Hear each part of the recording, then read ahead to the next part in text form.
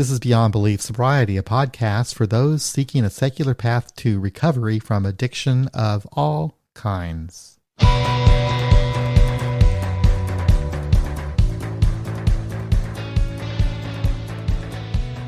Hello and welcome to Beyond Belief Sobriety. Today my guest is a good friend by the name of Ibby A, and she hails from the Washington, D.C. area.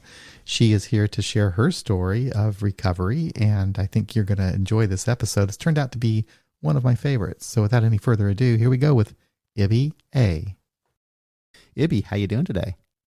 Very well, sir. How about you? I'm doing fine. This is about my favorite thing to do, is to settle down on a Sunday morning with a cup of coffee and talking to a friend in Alcoholics Anonymous about their story. And as I said before we started, you'll be sharing your story like you would at a regular AA meeting, but I will heckle you in between with questions and comments and so forth. So why don't we get started, Ibby, with just a brief introduction about your background and, you know, what, when your drinking started, when you knew you had a problem, and take it from there. Okay, thanks, John. I am an alcoholic. My name is Ibby, and my sobriety date is 11/30/96. And I grew up about 9 miles from Washington, D.C., and I was the fourth of 5 children. And my mother was an alcoholic. Her father was an alcoholic, and probably their Scottish ancestors were all alcoholics. So we came to it honestly. The main thing to start with is the fact that I suffered 4 very dramatic traumas between the age of 5 and 10 years old. And the first one probably is it could be part of the reason why I'm in secular AA today. I was abducted from a bus stop where I was waiting for my father. I was taken into the bottom basement of a church and sexually molested by a stranger. Oh, maybe. And I don't remember much about the I remember a little bit about the incident, and I remember a little bit about going to a lineup in the police station to try to identify the perpetrator, but I don't remember much else besides that. That was followed up by, I had a traumatic brain injury. I walked into a baseball field and was hit in the head with a couple of baseball bats. A kid was warming up. And I don't remember anything beyond 4, 5, 6 hours later waking up in the doctor's office. So at that point, which was probably 1960, they didn't even take me in for an X-ray or anything. They just waited for me to wake up. And then probably the next year or so, I had reoccurring nightmares about the abduction and just some real anxiety and nervousness. And one day my mother kept me home from school because of my anxiety, and I was attacked by a neighborhood dog, and I had a large portion of my lip taken out, and I swallowed a lot of blood, and I was taken to the hospital, and they wrapped me in a sheet and strapped me down to a table, and they put Novocaine in all over my face because they couldn't put the gas mask over me. So I had to get sewn up. I had 9 stitches in my lip. I developed mono, and I was in bed for, 3 or 4 months as a result of that, and also the healing of my lip because it was a terrible scar. And that was the last portion of 4th grade. And when I started 5th grade in September, my best friend in elementary school was a boy named David. And in the first week of October, he had a cerebral hemorrhage and died very, very suddenly. And I didn't really understand that. It was the day before his 10th birthday, so I ended up being gifted with a lot of presents that they had bought for him. Oh. So that was between 4 or 5 years old and 10. Wow, Ibby. So you can imagine the anxiety and the PTSD, childhood trauma, uh, biological, neurochemical problems that were going on. So when I discovered beer and Oh, pot at 13, 14 years of age, and recognized it as something that would ease my yeah. anxiety, it was, I thought, a miracle. Wow. That's amazing. That, yeah, it So, works, doesn't it? In the well, beginning. it did for quite a while, but it was also that I escaped via any drug that I could possibly find to change the way I felt.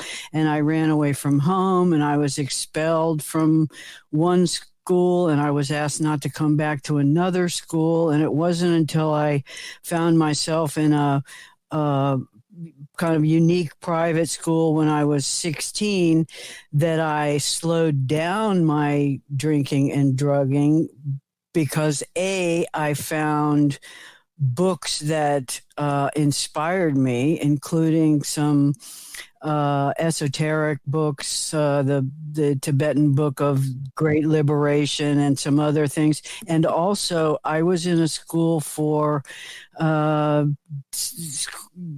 kids that didn't fit in other places. Some were developmentally handicapped, some were just delinquents.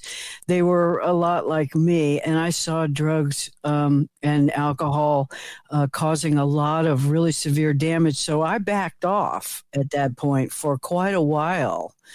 But I ran away from home there because really I left there early, um, just before my graduation, because of a relationship that I was having with a teacher. I was 17, he was 27.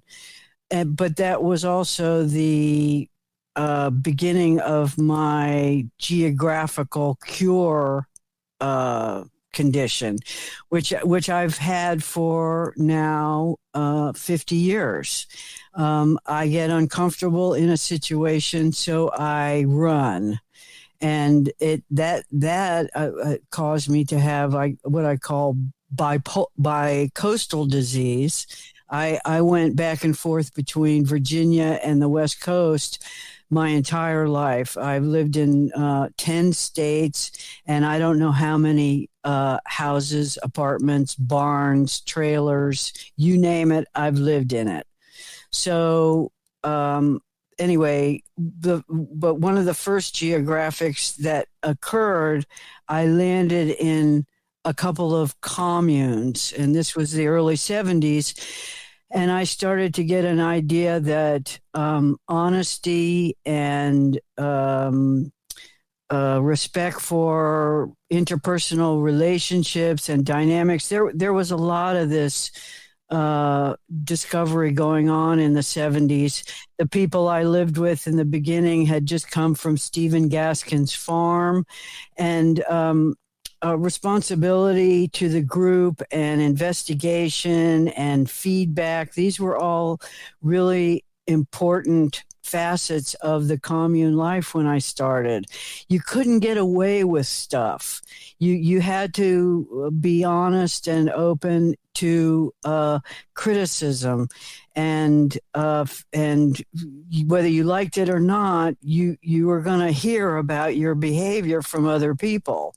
Some of it legitimate, some of it just other people, yanking your chain. But why that's important is because later on in Alcoholics Anonymous, I came to see that line that said, defective relations with others have nearly always been the cause of our woes, including our alcoholism.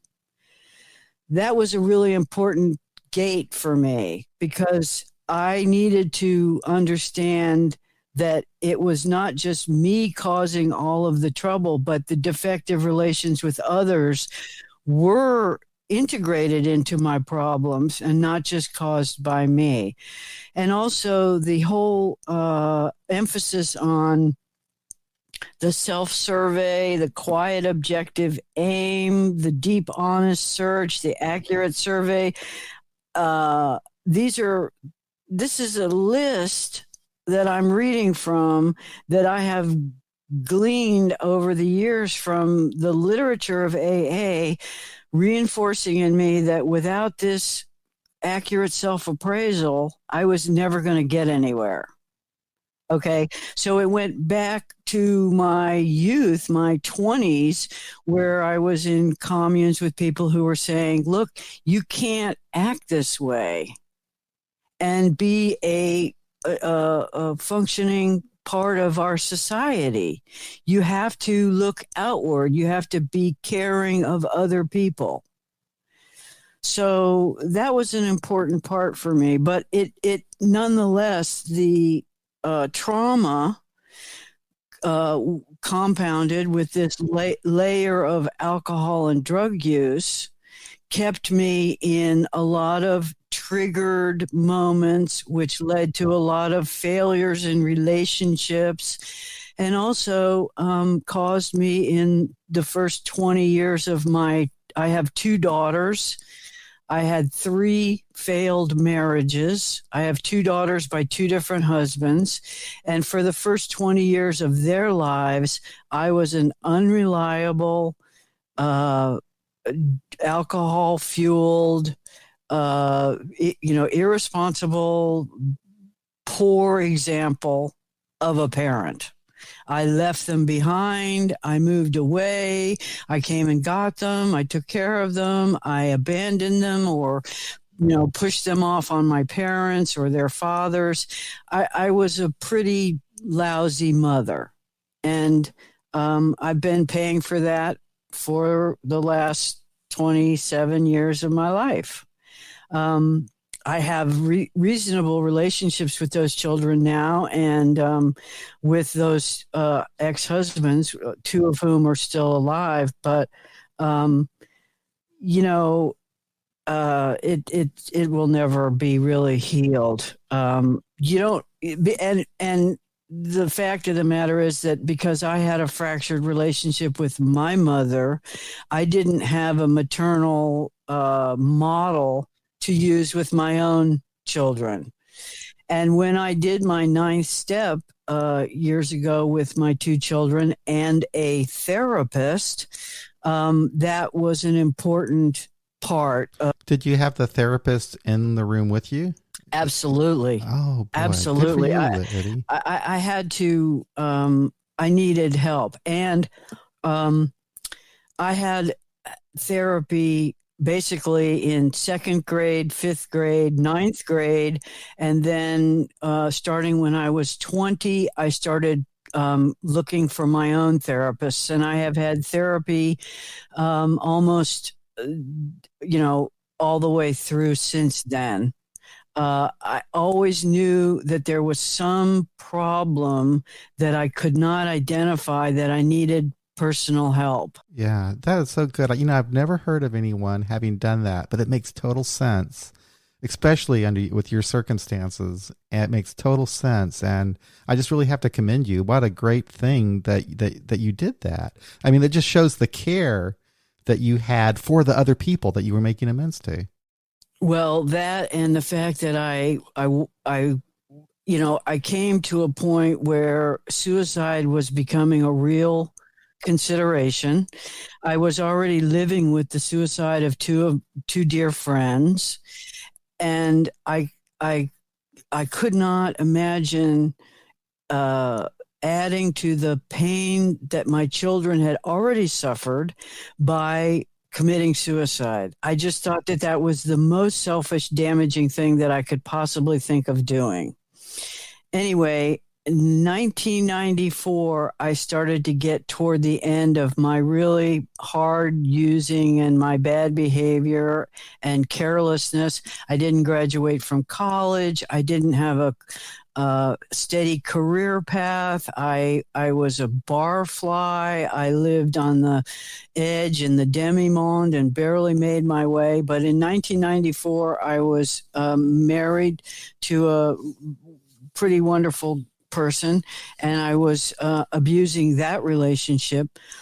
but we moved out to California in 1993, back to my old neighborhood in California, and things got really difficult. I wasn't sleeping. The alcohol was not working. I came back in 1994 from there to take care of my mother, who was dying from cancer and a lot of other damage. And I took care of her for a few months. I flew back to California, and then I flew back to Virginia the first week of May. And I arrived on a Friday. That Friday night, I went to my local and saw all my friends and stayed up drinking and didn't get home. I came in the house drunk at about 1 o'clock in the morning, and I passed out. And my father woke me up at 4 because my mother was dying. She was already in obvious distress. She was rolling. Her hands were clawed. I went with her to the emergency room in the ambulance, and I sat on the floor drunk and watched her die. And what that really did was, for the next 9 months, I would drink and I would pass out, go to sleep, and I would wake up at 4 a.m. and I would go through that whole experience again. So I couldn't escape it. And the drinking got worse, and the depressive quality of the alcohol got worse, until I finally walked into a mental health center in 1995 and really had terrible, terrible experiences between the May 94 and March of 95. And I went into a mental health facility, and I'm talking across the desk with this woman about my situation, and she slides this form across, and she says, well, we need to have your drug and alcohol use history. Could you fill this out? And I look down at this sheet, and I slide it back across, and I say, okay, yes. Well, and tapped. I never took this, but everything else, yeah. Yeah. And she picks up the phone and she says, Marge, can you come down here right away? Aw. And I think to myself, oh man, she's calling for backup. Yeah. And the lady came down and they said, we can't help you until you, deal with the drugs and alcohol. And I said, drugs and alcohol are not my problem. I know how to do that. It's the other stuff I don't know how to do. It's the getting along in a marriage. It's the holding a job. It's the paying bills. It's keeping track of my children. Those are the things I can't do. And they said, well, we can't help you until you sober up. And I said, well, what do I do? And they said, well, you can call the county and they have this CATS program. And, I said, well, I don't have insurance. And they said, well, it costs, I said, I don't have the money for that. Do you have any other big ideas? And they said, yeah, you can go to Alcoholics Anonymous. It doesn't cost anything. And I already had a younger brother who had 3 DUIs in 20 minutes in 1980. And he came into Alcoholics Anonymous at the behest of the judge. And he had already been sober for a very long time, but he had nothing to do with the rest of the siblings because we were so involved with drugs and alcohol. Oh, how about that? So I went to a speaker meeting in my hometown in 1995, and one of the women that spoke turned out to be a woman that I went to high school with, and I did not recognize her at first because the last time I had seen this woman, she was in the back of a van with a bunch of bikers, and it was bad. And then I heard she got involved in a hit and run. Anyway, I saw her, and she was a completely different person, and I thought, maybe this is it. And the next night I pulled up in front of a synagogue and there was a couple of biker dudes out front smoking, and I spooled the window down and I said, is this a beginner's meeting? And the guy said, "We'll make it one." Oh, wow. Boy, So this I is went really, you're in. making me want to cry, I think. So I Wow. went in there, and they did. They. That was my first home group. But in '95 and '96, my I white knuckled it. I was so mad. I was so angry. Even my children said, "Mom, if you're going to be like this, maybe you should just go back to drinking." Because I was an unbearably bitchy and uncomfortable person, and I was going to at least one meeting a day every day because that's the only way I knew how to do it. But my husband at the time kept his liquor in the cereal cabinet, so I had to see it every morning when I went for my cereal, and I was surrounded by people who were drinking. I had been in a band with my brother for a long, long time, and he fired me because I didn't have any pot and I didn't drink anymore and I wasn't any fun. So in that first part of 1996, my father died. My brother fired me from the band and he started a new band with my husband. And I basically felt like I was abandoned by the three most important men in my life. So in November of 96, they had their first gig without me.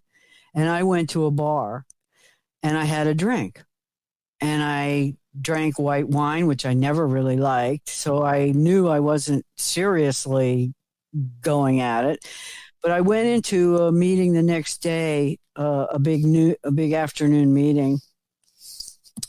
And toward the end of the meeting, I said, "I'm an alcoholic named Ibby. Yesterday I had 18 months, and today I don't. But I know now, today, that if I'm going to stay alive, I have to stay in the middle of Alcoholics Anonymous."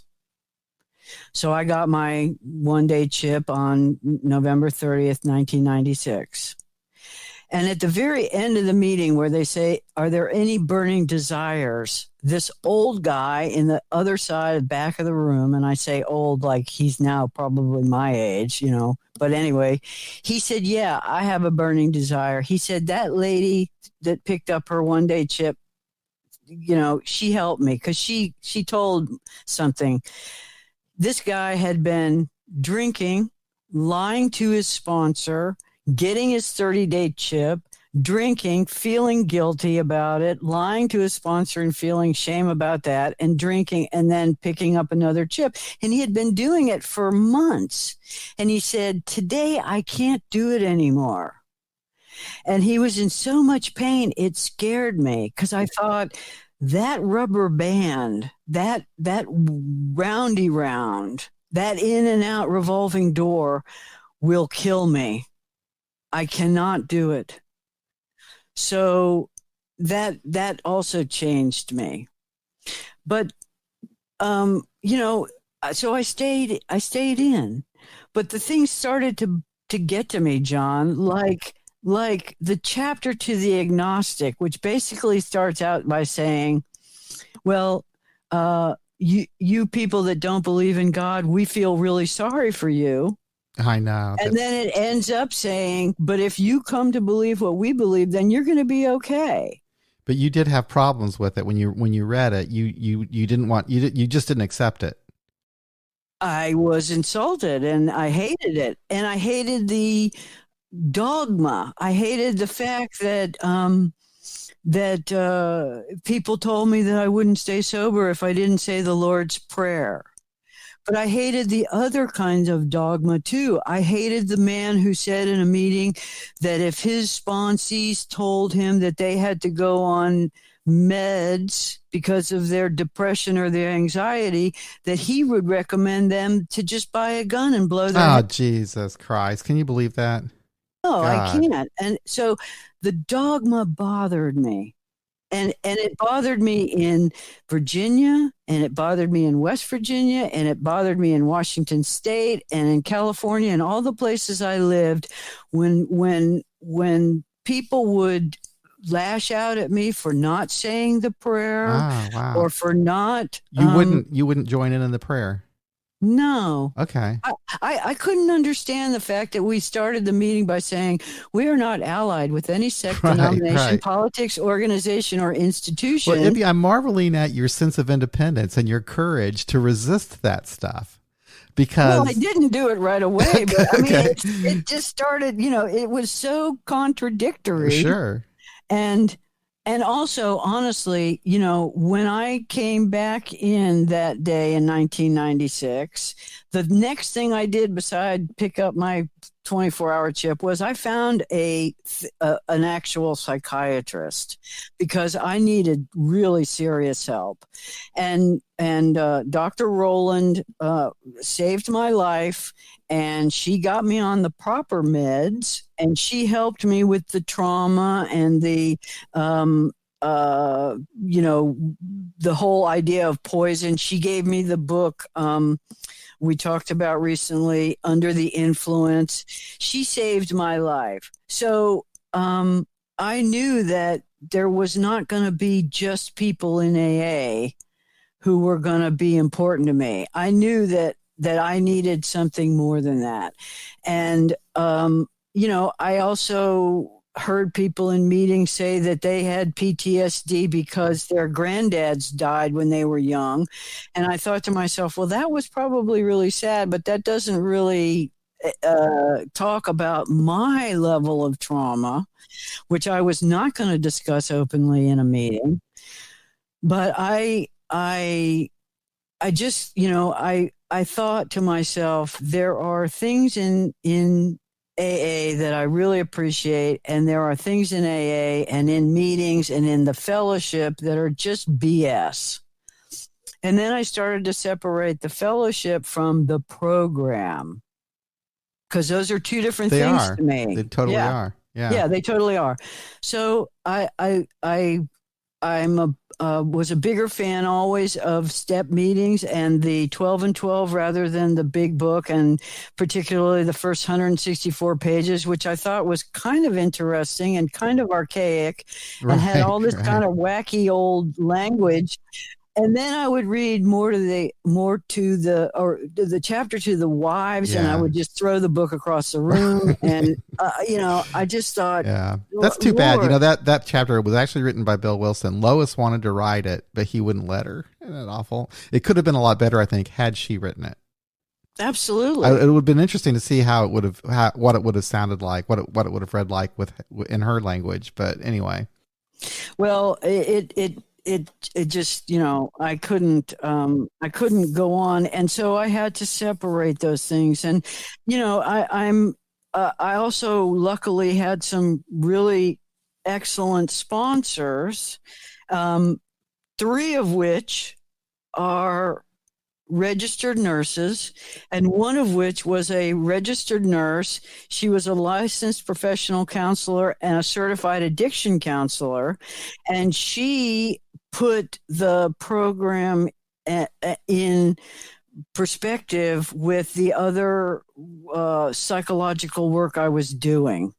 And she was the one who said to me when I was 10 years sober, you have the worst case of untreated PTSD I've ever seen. You really need to, work on that as well as your sobriety. But I would not have been able to do any of that work if I'd have still been taking the poison and still been trying to relieve myself of the delusion that was brought about by the drugs and alcohol. Because I knew, I went on 10-day meditation retreats. I had incredible meditation teachers in California. I had a spiritual life, but all the good that I was doing with that was undone by the poison and the delusion that alcohol and drugs were, covering me with, smothering me with, so to speak. So anyway, did that sponsor help you with how did she help you navigate the fact that you didn't buy into the God bit? well, for one thing, she was a Jew, Okay, and good. she never said the Lord's Prayer. She said that's not my prayer. I love it. I'm just not going to say that. It's just not my Good prayer. for her. Oh Well, she boy. was a very interesting person. And she actually was hired to go to Aruba and help. Is it Eric Clapton who set up the retreat center there? She was, yeah, I think she was hired to be one of the people that helped set that thing up. So she was a very unusual person. She's passed away. She had a heart attack a few years ago, but she really really helped me. And then there were other people that I met through the fellowship who had iconoclastic ideas and who allowed me space to think on my own. But they were, the 2 out of 10, and the rest of the 8 were, you better say the prayer or you're not going to stay sober. That is so interesting. Like you definitely had some issues. I mean, you were able to utilize the program in a way that was helpful for you, although there were some problematic parts of it. And then the same thing with the fellowship. You had to navigate that as well because there were some really great people who were helping you, but there were also some people to stay away from. And to know the difference is sometimes not so easy. I think discernment is probably the key to my whole ability to do this thing. I went to a woman's meeting for years in Northern Virginia because all the women went there, and that was what you were supposed to do at 7 o'clock on a Tuesday night. And I would come out of that meeting every Tuesday night just nauseated. Really? And at one point, I just said to them all, you guys are not qualified to diagnose my problems. Uh-huh. I go to a professional for that. So I wish you all would just stop getting up in my grill about who I am and what I do. Yeah. And finally, somebody said to me, well, if you don't feel better after the meeting is over, why don't you just stop going? Okay. And I was like, wow, I can stop going? And I did. I stopped going. I mean, those old bats, I called it the wall of judgment. I would come in the door and they would be sitting there all, dour with their arms crossed, just ready to get up in your stuff because you weren't doing the program the way they told you to. So that dogma again, one of the other things that my wonderful nurse sponsor told me was that she said, and this was probably in 2002, Ibby, codependency is an epidemic in Alcoholics Anonymous. You think you can cure the other guy. Everybody is just fully versed in what the other person should do, but they're unable to see themselves really clearly. So you got to watch out for that. Don't get in there.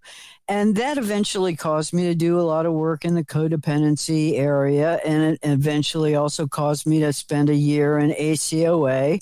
But what it really said to me was that I was going to, again, have to practice really serious discernment, and in the literature, I was going to have to read along with everybody in the big book meetings and in the 12 and 12 meetings, but I was going to have to filter that stuff through my Buddhist Taoist leanings and change the language so that I understood the principle, not the verbiage or the dictates or the dogma.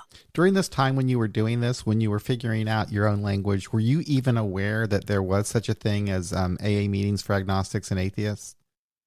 Not until I got to Washington State in 2006. 2006, I found my first We Agnostics meeting, and in Olympia, Washington. And they really really helped me. I was still going to regular meetings, but I was finding people who were able to, translate, as I say, to other ways of thinking. Um, but also, I found Zen and the Art of Recovery, and I found uh, there's another book. Well, the Ernest Kurtz book I mentioned before, The Spirituality of Imperfection. Yeah, yeah, and Not God. And there's another one that I can't think of right now. So I was looking, and one breath at a time. There were other books popping up, along the way. So But the reading was really important for you. yeah, yeah, absolutely. But so was service. I mean, I spent 3 years going into a tribal jail. Um, and, I was in ADCM, and I was on the area literature committee, and I went to big conferences, and, I love service. It's hard to do now. And I think part of it is that, again, I don't, the whole thing about sponsorship is a little bit of a tricky area for me too. Yeah, it is, isn't it? It's interesting because there are good experiences, like you had a good experience with one, but there are also some experiences that are so damaging, that are so awful that you have to be so careful. A person has to be really, really careful. And the problem I have with the whole sponsorship thing is that when a person first gets into AA, they are at their most vulnerable in their whole life. They're so vulnerable to being taken advantage of by somebody who thinks that they can straighten them out, and I've just heard too many stories of people in that vulnerable state being taken advantage of some hardcore sponsor, that tries to run their life. But then on the other hand, I hear great stories like yours, with the lady who helped you so much. So it's really a tough thing. I always, whenever I talk to someone who's new in the program, I always, if they talk about sponsorship, I do ask them to go into that very carefully. I'm just really, because I don't know their circumstances. I don't know people in their group. I don't know any of that kind of stuff, but it's just, you got to be careful. Well, that same woman that told me that that codependency was a problem, and I when I moved to Washington State in 2006, and I was about to celebrate my 10th year, the first meeting that I went to in Olympia, I said, I'm new here. I'm an alcoholic named Ibby. I'm about to celebrate 10 years, and I just moved into town, so I'm going to be looking for home group and whatnot. And then somebody else, another woman spoke up and said, I'm whatever her name was, Alicia, and I have 13 days. And at the end of the meeting, Alicia was surrounded by women giving their phone numbers to her, and no one approached me. Aw. Okay. So I thought to myself, this is where the ego of getting a sponsee becomes a bad thing. Okay. So those ladies that surrounded her, they wanted the feather in their cap of, oh, I got a new sponsee. I'm going to, get her through the steps. But that woman over there, she's got 10 years. So we don't need to worry about her. She's not a a feather in the cap. And I was shocked, really. I made my way and I got my sponsors there, but that's when I continued to see the danger in it. The other thing is that I've sponsored a couple of people, and none of them stayed sober. And honestly, I don't think I have the wisdom to work with a sponsee. I can't impart the dogma because I don't believe in it, and I can't work the steps with people because I think there's some really funky stuff in there. And so I don't even raise my hand when people say, "Are there people willing to sponsor?" I know. I'm kind of that way too, Ibby. Our group, some years ago, they decided that they wanted people to do that. They wanted to raise their hands if they were available to be a sponsor. And I really didn't like that, because I was very reluctant. I didn't want to not raise my hand because I'd look like some selfish bastard. But on the other hand, I knew that, I probably wasn't what most people are looking for. And what I find is that even in secular AA meetings, when someone is new, they really want they want to be, a lot of people, I can't generalize, but a lot of people, it seems to me, they want to have some specific instruction and direction of what to do. And that's not me. I can't do that. I'm not going to do that. And my view of the steps too is so different than even a lot of people in the secular AA meetings, in that I see the steps more as an organic process, things that will happen kind of naturally, but they can be used to guide you through that process. So to a large extent, if someone's really, really new, the best thing I think that they can do is go to meetings, talk with people, have established relationships, establish a network of people who'll support them in a sobriety, and not worry so much about what I need to read and what step I need to do. Because all of that stuff, from when I look back at my experience, all that stuff kind of happens. You've heard in meetings before saying the steps worked me before I worked the steps. That kind of sort of happens. It kind of gets absorbed into your fiber and your being. And then there are some practical things that you actually do. But yeah, so I have a really hard time with that in the beginning, because people want to do something. They say, what do I do here or there? Blah, blah, blah. And I'm just saying, just go to meetings. And it sounds like it's like, so it's too simple. It's like, you don't drink, you go to meetings and we talk, whatever, that's about it. Well, the other thing is this, when you go into that room and you look at those steps that are hanging on the wall, the whole middle part of that thing is all about damage. It's all about your wrongs, your shortcomings, your failures. Really strange language too. You have to make amends for stuff, and it just makes you out.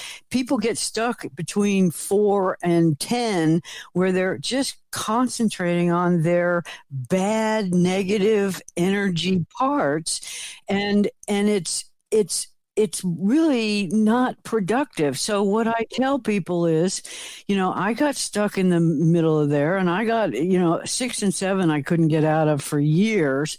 But what finally happened was I got to 12 and I had a spiritual awakening, not the God kind, but some kind, and realized that what was more important was the first tradition, which said personal recovery depends upon AA unity. In other words, stop thinking about yourself, goddammit, and think about the rest of the people in the room and the rest of the people who are suffering from alcohol poisoning. That's the point. So, but to get bogged down in the steps where it's all, I got to drag up every, somebody said to me, hey, Ibby, it's not an immoral inventory. You don't have to just list every bad thing you ever did. I mean, it's just so. My first impression of those steps when I saw them hanging on the wall, and I agree with you, those middle ones, to me, and I wasn't consciously absorbing this in my brain. It didn't really register to me what I thought about it. I think my initial reaction was, that's weird. It's something like that, there's something weird about it, but what it was is that language of defects and all this weird stuff that and worded in a way that I wasn't used to talking. I just found weird. There's a couple things that did help me though, very, very early on. The first step, and now some people do have a problem with the word powerless, but I didn't, for me. But it said, that to me seemed to be a perfect description of my life at the time, that I was powerless. I was powerless over alcohol, and my life had become unmanageable. Now, I didn't see that as me being powerless over everything, but I was powerless over alcohol, and my life became a perfect description of where I was. The rest of the stuff, I like, okay, that's weird. Then I saw that third tradition too, that the only requirement for membership is a desire to stop drinking. Those two things were right next to each other. And I thought, yes, that saves me, because my problem was I was young, and all this time I wouldn't believe I was an alcoholic. And what that third tradition did for me is that it just took that off the table. It was like, I don't have to worry about that crap. All I need is a desire to stop drinking. And I know as hell, if I keep drinking, I'm going to keep going to jail and have this horrible life. So I had that. And that's the basis that saved me. But you're right. Looking at all that stuff in the middle was like weird. I didn't know what even to make of it. It was just like weird. I didn't know what to do with it. I don't know about you, but I didn't. I mean, the last thing I needed coming in the door was to have more of my failures smashed into my face. Really. You know, I know that. And I've talked to, it's more common for women to say that. Yep. But I think that was true for me too. I had very, very low self-esteem. Right. My thing though was that I conformed. I made myself into what I thought they thought I should be. Mm-hmm. You know? And so I just was, and I'm able to do this, Ibby, because, and you might have even experienced this a little bit, moving so much back and forth, but I grew up as an Army brat. So as a little kid, I learned how to adapt to new environments and kind of become what I thought these people in this new environment would expect me to be so that they would like me. Mm-hmm. And so I did the same thing in AA. I just said, okay, this is a new world for me. I'm going to become what I think they think I should be. And so I kind of, and this is all on a very subconscious level. So I start doing all this stuff. And so like, Bill Wilson, I have nothing in common with him. I'm not his personality type, but he writes that big book in a way that we're all these ego-driven, power-driving, people. And I wasn't. I was someone who'd never achieved anything in my life, had low self-esteem, felt like crap. It was amazing I hadn't killed myself by the time I got there. And yet I was talking and sharing in meetings like I was some kind of a, Bill Wilson type person. And I wasn't. But anyway, so it took me a long time to get over that. But the women in particular, and I can understand that, especially when so many have experienced sexual trauma and, just the society that we live in and the world, and the word powerless really is a problem. And, so is all the other,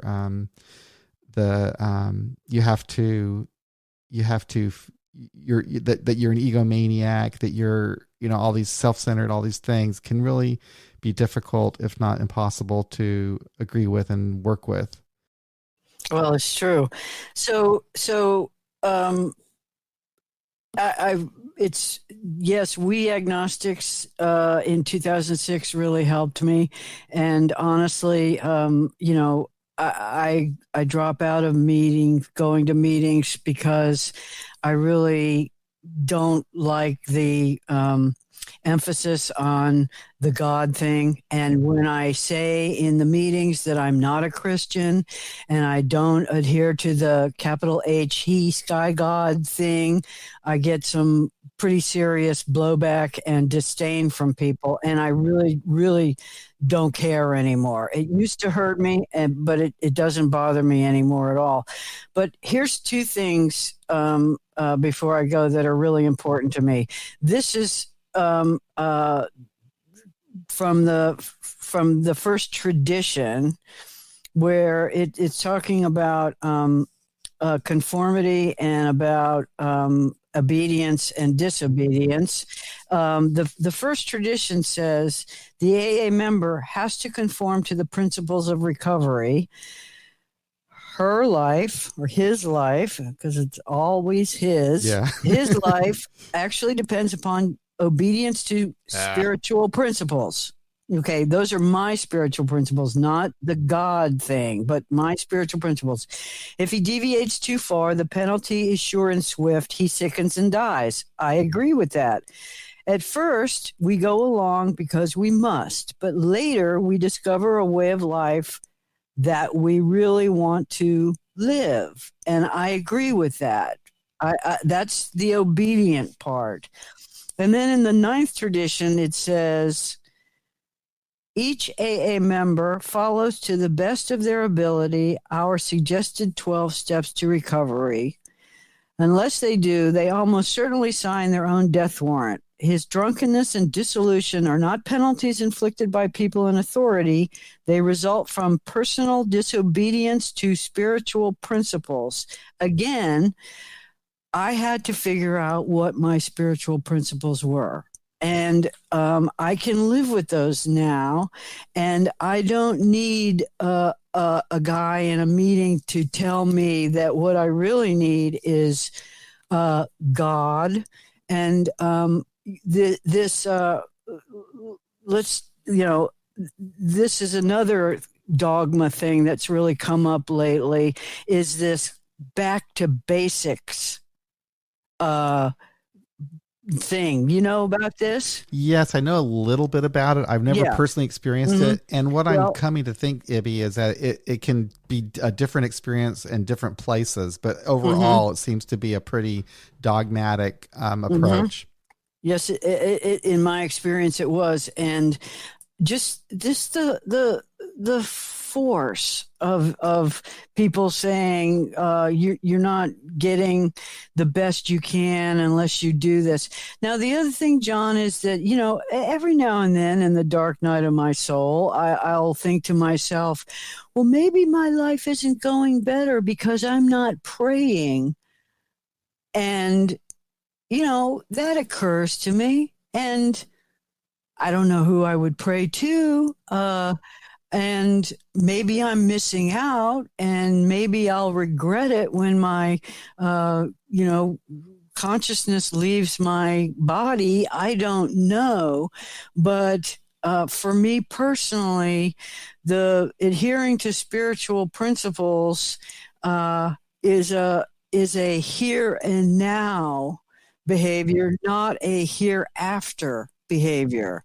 So that's sort of been what I'm living with now. And you know, I thought along the way in the last 25 years, well, maybe if I just go to church and buy into this and change my way of thinking, maybe I'll be happier and I'll get the better car and I'll find a better husband. And it just, that's not my spiritual principle. I can't get there. So I have to live happily in the here and now and do the best I can, and not be so worried about the afterlife, um, and not be so worried about conforming to what other people think. Yeah, that's my big freedom. And when you talk about the praying, so I was doing that praying thing for a while. Excuse me. It took me 25 years, Evie, to realize I was an atheist. So, because I grew up in a household that we didn't have anything to do with religion. We didn't go to church or anything. It was not. It wasn't even. I didn't know anything about it. So, but I also had this experience growing up, moving around a lot and trying to fit in and so forth. So, when it came to praying, they told me to do it, so I did it. And I knew I didn't feel right doing it. I thought it was bullshit. And after a while, it became kind of like I'm kind of obsessive compulsive to a small degree. And so I got really compulsive and obsessive about it. And part of it was that the group that I went to, they'd always talk about the drill. And the drill was being that you get down on your knees in the morning and you ask God for a day of sobriety. You go home, you read the big book, call your sponsor, and then at the end of the day, you get on your knees and thank God or whatever. And that was the drill. And I swear to God, every single time I went to a meeting for many decades, they'd always talk about that drill. And so I stopped doing it. I stopped doing it like, I think I was after 10 years of sobriety. I stopped praying. And what happened is, a lot of different things happened, but I just stopped praying. I wasn't praying. But when I go to meetings, I didn't tell people I wasn't praying because they're gonna come down hard on me, because I already, to me, I concluded it was bullshit, Hmm. and I felt free not to have to do it. But then after getting into a secular AA meeting, oh, it was so nice to have that off the table, something I don't have to think about anymore or feel guilty about or have to talk about. I don't give a shit if somebody prays or not, but I don't do it. I don't want to do it, and don't make me feel guilty for not doing it. And that's how I feel about it. So, but I feel sorry for people in AA that don't have that freedom where, they're not prayers and they're being told that they have to. Well, imagine being molested in the back of a church as a child, and then finding out that you had to go back to the church to get any kind of relief from this, alcohol disease, which I inherited. I mean, they don't make an antidepressant pill big enough to counteract alcohol in my system. I just believe that it would have to be the size of a loaf of bread. So I don't need alcohol. I don't think about it at all. But I also didn't want people in the fellowship telling me that I either did it their way or I was going to suffer. So yeah, it's actually really relieved me of a lot. Now, my current, the woman that I currently call my sponsor, I have one in here and one in California, but I use lots of people in sponsor type ways. The current one I have locally is actually a reverend. Has a degree from a college, and but I don't talk to her about my agnosticism. I don't talk to her about her religion. It's just not a part of the discussion, and I'm lucky for that. But I also noticed that, man, we all kind of need to step back from this giving unsolicited advice thing. That's a really big part of it for me. And I spend time in Al-Anon and have for the last 15 years because I don't want to give people advice. And if I want advice, I'll ask for it. But otherwise, we really need to assume competence on the part of other people around us. And that's a respect that I really come to believe is critical. Yeah.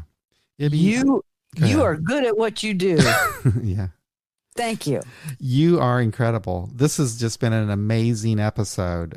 You had me in tears in so many places with your story. I have a visual image of those bikers telling you, yeah, we'll make this a beginner's meeting. And everything that you had to navigate is just so incredible that you were able to get through it. And it's helpful that you were able to lay it out in this way because, Ibby, you're not alone. This is how people experience AA, and it's just so great to be able for you to share your story like this because I know it's going to help people. People are going to listen to this episode and they're going to say, yes, that's me. That's exactly what I needed to hear. So thank you for having the courage to come on here and share your story with me. I loved talking with you. It was just a great experience. So thank you so much. And I hope I see you around. You know what? I kind of miss out a little bit because I don't go to so many of the online meetings. So I'm going to have to get connected again with people. Are there any online meetings that you go to that you particularly like, or do you even get involved with those? No, I do. There's the afternoon secular meetings I have appreciated. It's spotty for me because I was working from home. Now it looks like I'm going to be going back to work in person, so that's going to be more difficult. But offline, I'd like to share my number with you so that we could keep in touch. Your work is really invaluable for spreading the good news, which is that you can be a happy, productive person in AA without buying the God as we understood him thing. And people really need that. And so my great appreciation to you, John, for the work that you do. Well, thank you. All right. So, I'm going to put my number in chat. See you later.